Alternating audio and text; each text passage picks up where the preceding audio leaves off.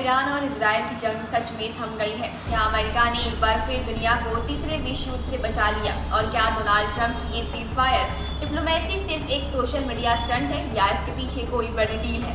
आज हम बात करेंगे उस सीज़फायर की जो ना तो कूटनीतिक मंच से आया, ना किसी संयुक्त बयान में दर्ज है, बल्कि एक सोशल मीडिया पोस्ट से शुरू हुआ। डोनाल्ड ट्रंप ने ट्रुथ सोशल पर लिखा, सीज़फायर लागू होता है, प्लीज इसे ना तोड़ें। अब सोचिए, जिस युद्ध में अब तक सैकड़ों मिसाइलें, दर्जनों हमले और बड़े बड़े नेता शामिल रहे, वहां अचानक एक सोशल मीडिया पोस्ट से जंग थम जाए। ट्रंप ने दावा किया कि इजराइल और ईरान अब पूर्ण और संपूर्ण युद्ध विराम पर सहमत हो गए हैं, वो भी 12 घंटे का। IDF यानी इजराइल की सेना ने भी कह दिया कि ये युद्ध विराम की किसी भी उल्लंघन के लिए हाई अलर्ट पर है। यहाँ तक तो सब कुछ ठीक लगता है, लेकिन ट्विस्ट यहीं से शुरू होता है।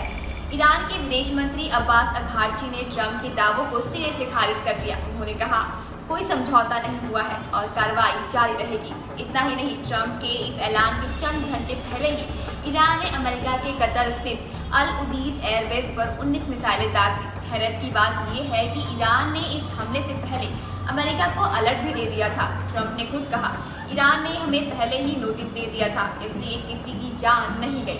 तो क्या ये पूरी सीज़फायर डील एक बैकडोर बातचीत का हिस्सा थी, या फिर ट्रंप सिर्फ खुद को शांति दूत की छवि में पेश कर रहे हैं?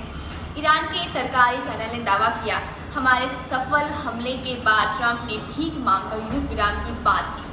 अब सवाल ये है कि इस पूरी कहानी में कौन सच बोल रहा है? क्या अमेरिका ने वाकई मध्यस्थता की, या ट्रंप सिर्फ प्रचार में फिर से अपनी छवि चमका रहे हैं, जैसे उन्होंने कभी भारत पाकिस्तान के बीच सीज़फायर की बात की थी? क्या इजराइल के प्रधानमंत्री नेतन्याहू ने इस बार फिर वही गलती दोहराई है जो उन्होंने 2002 में इराक युद्ध के समय अमेरिका को उकसाकर की थी? उस वक्त भी उन्होंने अमेरिका कांग्रेस में दावा किया था कि इराक पर हमला जल्द खत्म होगा और पूरे क्षेत्र में लोकतंत्र की बहाली होगी। क्या हुआ, ये हम सब जानते हैं।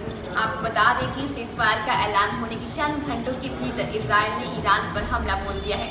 ईरान के सरकारी मीडिया के मुताबिक राजधानी तेहरान के उत्तरी हिस्से में मंगलवार शाम 2 बड़े धमाके की आवाज़ सुनाई दी।